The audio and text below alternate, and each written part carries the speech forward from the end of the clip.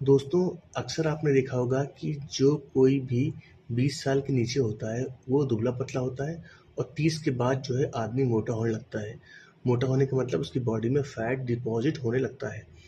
और देखिए, बच्चे अक्सर पतले होते हैं और उनको ये शौक होता है कि वो मोटे हो जाएँ। वो बहुत खाते हैं लेकिन मोटे नहीं हो पाते। और जो 30 के बाद जो लोग होते हैं, वो ज़रा-सा भी खाते हैं तो मोटे हो जाते हैं। तो ये चीज़ जो है, इसके पीछे जो रीज़न होता है वो एक ही रीज़न होता है, मेटाबॉलिज़्म।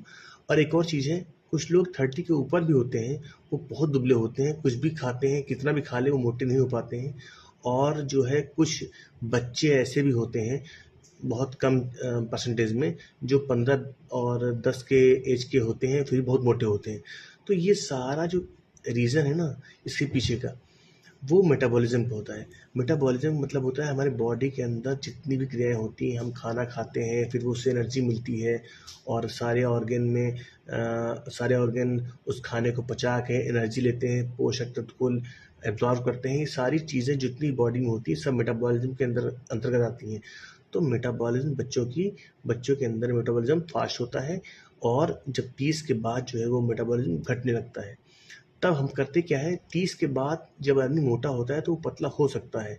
रीज़न क्या है कि जब वो खाना कम खाएगा तो ज़ाहिर-सी बात है कि वो खाना कम खाएगा तो कैलोरीज़ कम इनटेक करेगा, तो जो बॉडी में फैट है उसी से ही अपनी बॉडी काम चलाएगी एनर्जी के लिए, तो वो पतला हो जाएगा।